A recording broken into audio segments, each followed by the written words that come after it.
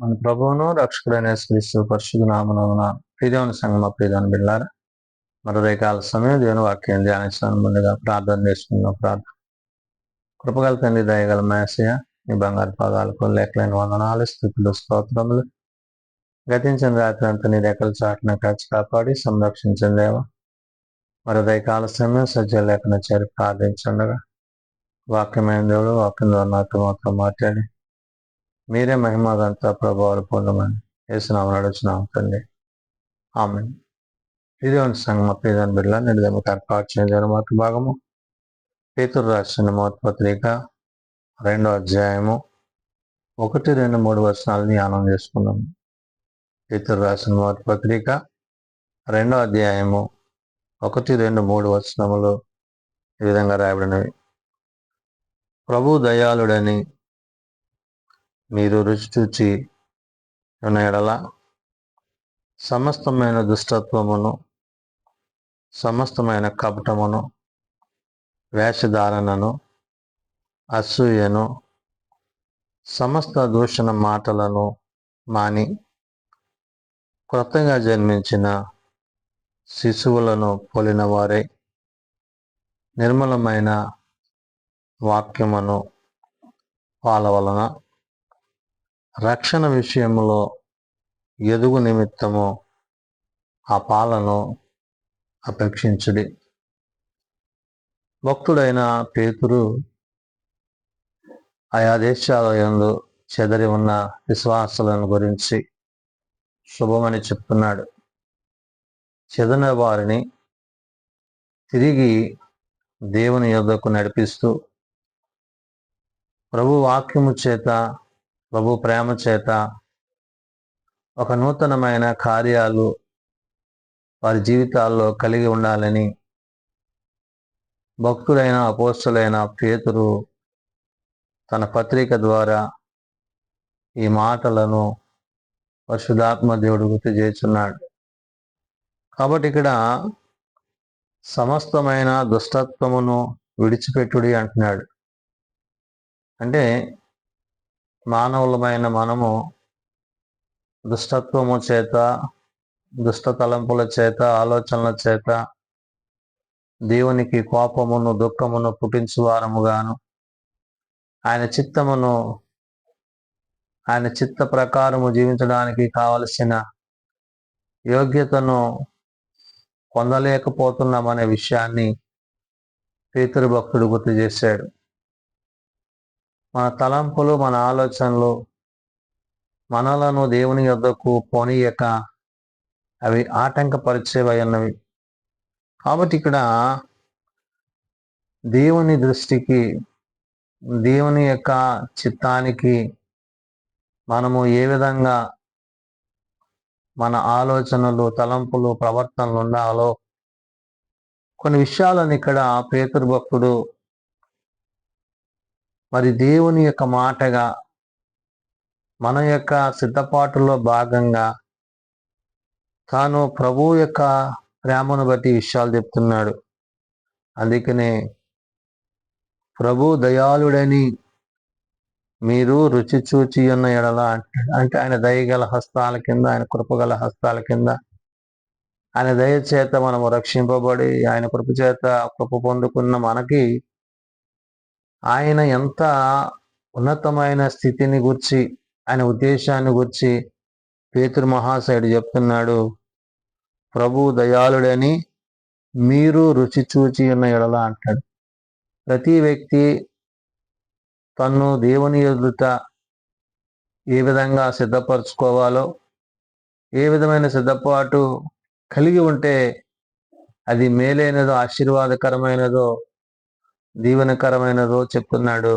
అందుకనే ప్రభు దయాళుడని మీరు చూచిన ఎడల సమస్తమైన దుష్టత్వము అంటున్నాడు. అంటే ఒకసారి దేవుని యొక్క అనుభూతిలోనికి, అనుభవాల్లోకి మనం వచ్చినప్పుడు మనలో ఉండే ప్రతి విధమైన చెడు తలంపులు, ఆలోచనలు అవి దూరపరచబడ్డమే కాదు, అవి తిరిగి మరలా కొనసాగించలేని స్థితి దేవుడు మనకి చేస్తాడు. అంటే మనలో ఉన్న ఆ పాపపు తలంపులు, ఆలోచనలు అవన్నీ కూడా దేవుడు దూరపరిచి తన స్వరక్తము చేత మనల్ని సంపాదించిన ఆయన దాని నిమిత్తం మనల్ని ఏ విధంగా స్థిరపరచునో చెప్తున్నాడు.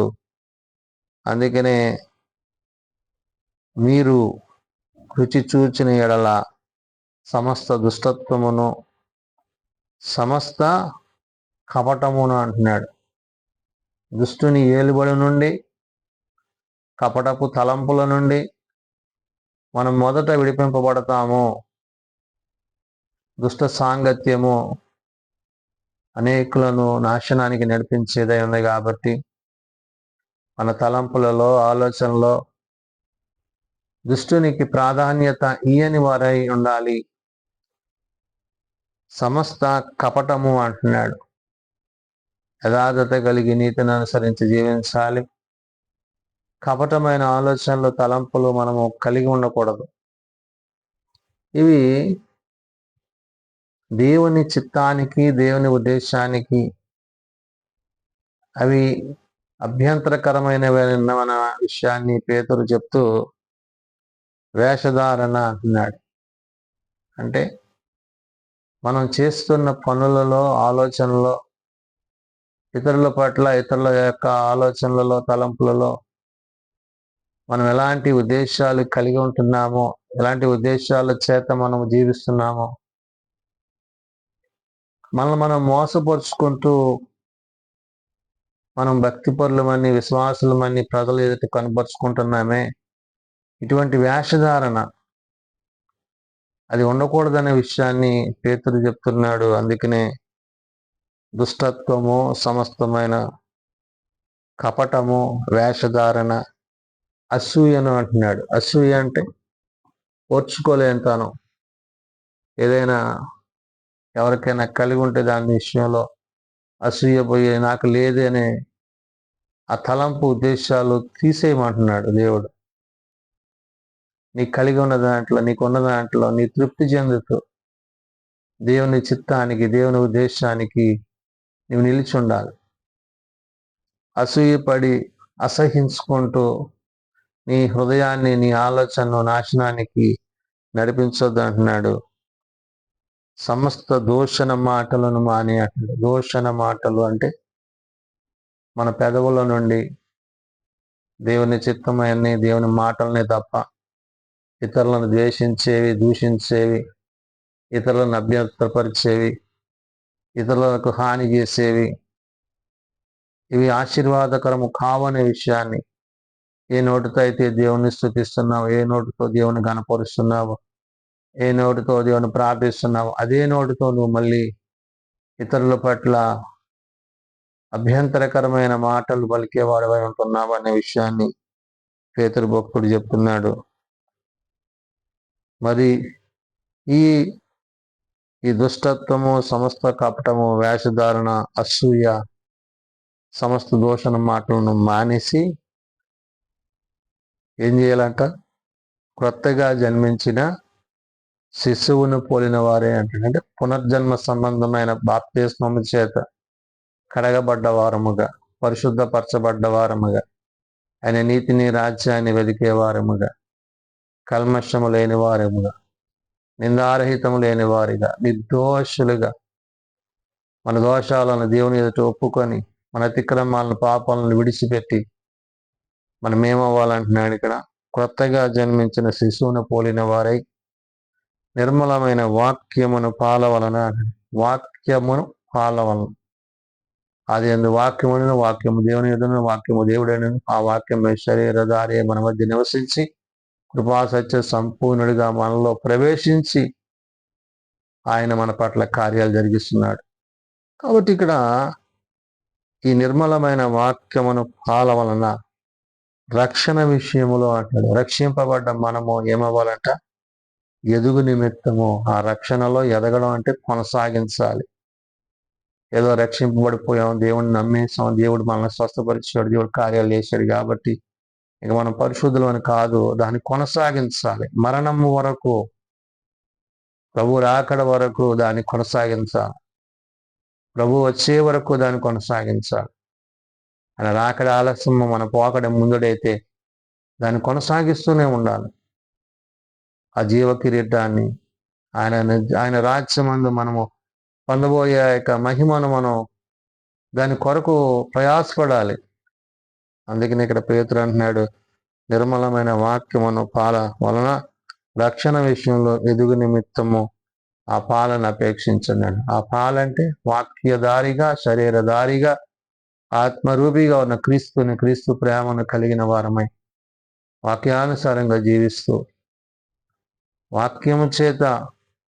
వాక్యము ద్వారా ఆయన మన కొరకు ఏదైతే రక్షణ కార్యాన్ని ప్రభు జరిగించారో, ఆయన చిందించిన రక్తము చేత నేడు మనము విమోచింపబడి, రక్షింపబడి, అనీతిమంతులమైన మనము నీతిమంతులుగా చేయబడి ఆయనతో జీవించే కృప ఆయన మనకిచ్చి ఉన్నారనే విషయాన్ని ఆయా దేశాల్లో చెదిరి ఉన్న విశ్వాసాలను గురించి, నేడు సార్వత్రిక సంఘాన్ని గురించి భక్తులైన పేతురు తెలియజేస్తున్న మాటలు ప్రార్థన చేసుకుందాం.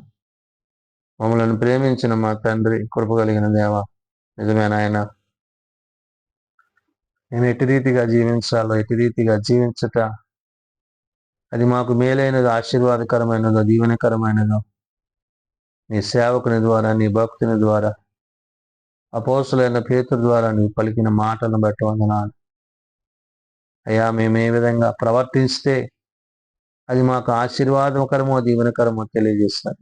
కాబట్టి నాయన, మీకు ఆయాసమును, దుఃఖమును కలిగించుకున్నట్లు మాలో ఉన్న పాపమును, చెడును విడిచి మీ నీతిని అనుసరించి, సత్యమును అనుసరించి, నీ వాక్యము చేత, నీ వాక్య ఉద్దేశాల చేత ప్రతినిత్యము నీతో జీవించగలిగిన కృప మా అందరికీ దయచేయమని, బలహీనలను బలపరచమని, రోగులను స్వస్థపరచమని, ఆర్థిక ఇబ్బందులు ఉన్న కుటుంబాలను లేవనెత్తమని, చిన్నబిడ్డలు, యవనులు, పెద్దలు, వృద్ధులు ప్రతి వారిని వారి అవసరతల్లో సహాయం తెచ్చేయమని, ప్రపంచ నాయకులను, పాలకులను, అధికారులను, దేశాలను, కుటుంబాలను మీ కృపతో నింపమని, జీవము కలిగిన నీ మాటల చేత జీవింపజేసి ఈ దినము నీ హస్తాలు నీ బిడ్డలందరిపై, కుటుంబాలపై నుంచి మీరు అక్కడికి తగిన సిద్ధపాటు మాకు దయచేయమని, దినదీవులతో నింపమని యేసునామమున నడుచున్నాం తండ్రి. ఆమేన్. పరలోకమందున్న మా తండ్రి, నీ నామం పరిశుద్ధపరచబడుగాక, నీ రాజ్యం వచ్చుగాక, నీ చిత్తం పరలోకమందు నెరవేర్చినట్లు భూమి మీద నెరవేరుగాక. మన దినాలు మాకు దయచేయము, అలా ప్రార్థన చేసిన వారిని మేము క్షమించిన ప్రకారం ఆ ప్రార్థనను క్షమించు. శోధనలో తేకాల్సిన తప్పించి రాజ్యము, శక్తి, మహిమ నిరంతరము నీవే నావుతుంది. ఆమేన్. మన పరమ తండ్రి దేవుని ప్రేమ, ప్రభువైన యేసుక్రీస్తు కృప, ఆదరణకర్త అయిన పరిశుద్ధాత్మ సహాయము సదా తోడైండి సంరక్షించునుగాక. ఆమేన్.